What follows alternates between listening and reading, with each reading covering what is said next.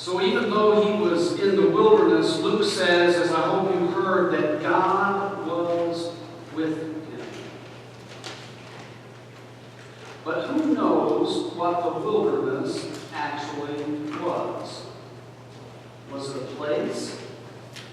And if it was a place, was it sort of like a jungle wilderness that's so thick with foliage that it would take a machete to sort of hack your way through? Or on the other hand, was it more like a desert wilderness that was so dry and parched and barren that you always have to be trying to protect yourself from the elements? Was the wilderness a place, or was it more like a spiritual state? A state, for example, of feeling parched or scorched, a state of feeling choked, possibly, like in a jungle wilderness by too much stuff in your life, if you will. Or was it a state of feeling parched or dry, so much so that you feel you're all alone and at the mercy of life's uncontrollable elements, if you will? Well, whatever and wherever the wilderness was for Jesus, what we know is that wildernesses are simply not easy places to be or easy states to be in. And yet Luke says that God, nonetheless, was right there, exactly there, with Jesus. And then Luke says that Jesus was there for 40 days.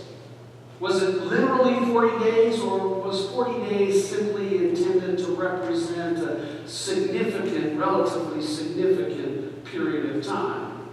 Maybe a little more than a month, like 40 days, or maybe a year, or maybe a season of several years. Whether it was 40 days literally or figuratively, what we know is that any time in any wilderness isn't easy, but is instead very challenging. And then Luke says that Jesus ate nothing for those 40 days. Again, figuratively or literally. By chance, could Luke have meant that Jesus was in this spiritual wilderness in which he could not find the spiritual food that he needed in order to sustain his life?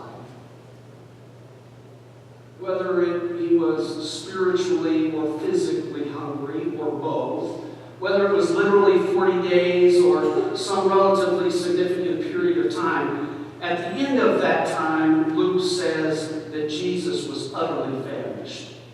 He was starved either physically or spiritually or both, and it was exactly at that point, exactly at the end of that time, that 40 days or that relatively significant period of time, when Luke says that God had been with him every step along the way, that everything came to a head. This little red-suited devil of a man, right?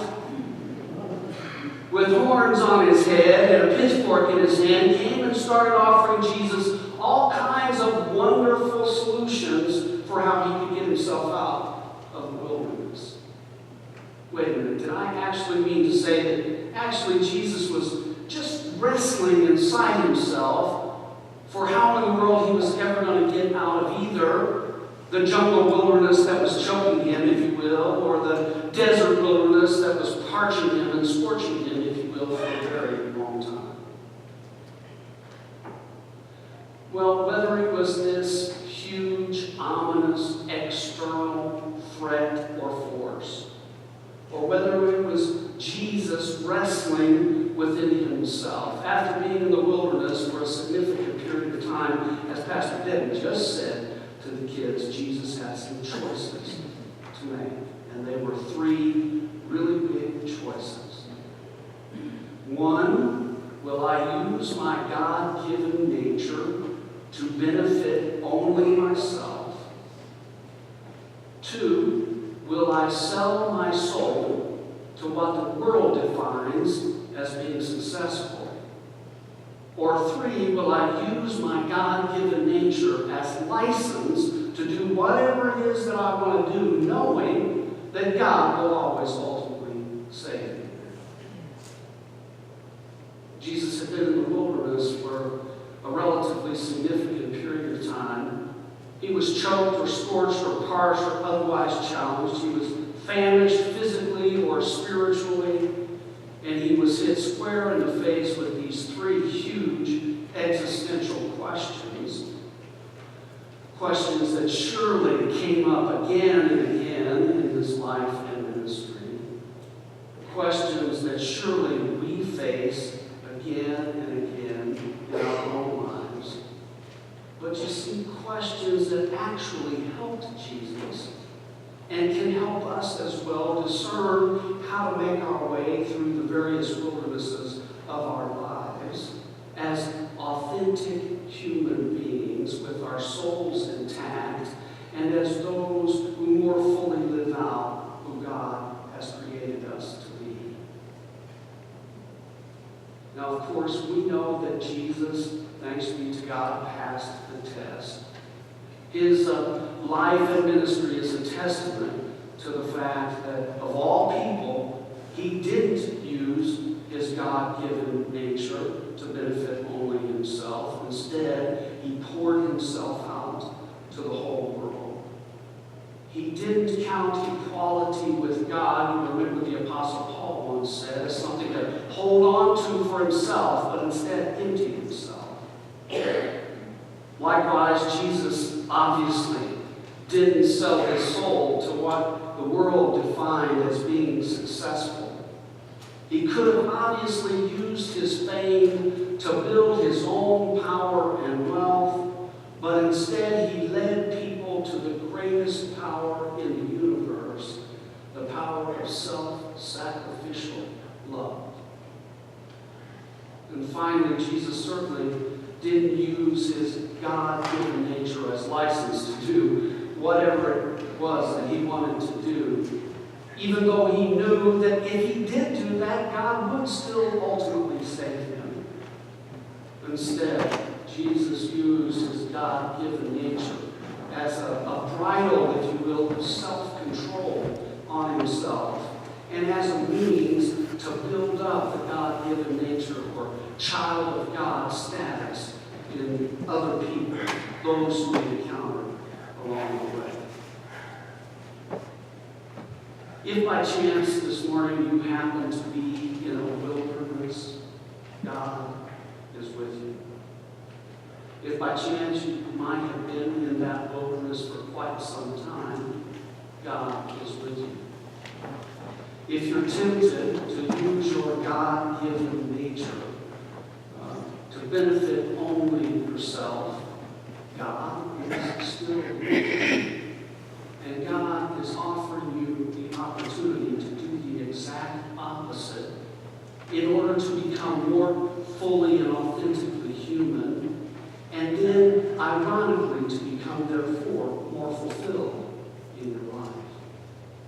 If you're tempted to sell your soul to what the world defines as being successful, God is still with you and is offering you the opportunity to store up treasures in heaven by offering yourself in sacrificial love instead of what the world would have you do for others. If you're tempted to use your God-given nature as a license to do whatever it is that you want to do, God is still with you and is offering you the opportunity to sort of rein yourself in and to instead build up the God-given nature and child of God status in others who God puts in your pathway along the way. I said for those of you who were here on Ash Wednesday that this story of Jesus' temptation really is in many respects about him searching his own soul. It's about him ultimately deciding that he wasn't going to let himself be either more than God had created him to be or less than God had created him to be. It's about him getting his heart in the right place so that he could be the most authentic person and child of God that he could be. And I think it's a story about how our wildernesses can indeed serve the wonderful purpose of purifying and prioritizing our own hearts and lives so that we can be the most authentic people and children of God that we can be. I wonder how the world might change if we more fully continue to try to pass the test. How the world might change if we more fully lived out of neither more than who God has created us to be, or less than God has created us to be. Surely the world will change for the better as we continue to be together with God's grace and help, the most authentic people and the most faithful children of God that we can be. The choices, as you well know better than I, are always very difficult and very challenging, but they are also filled with limitless opportunity, not only for us, but for God and for the world. Thanks be to God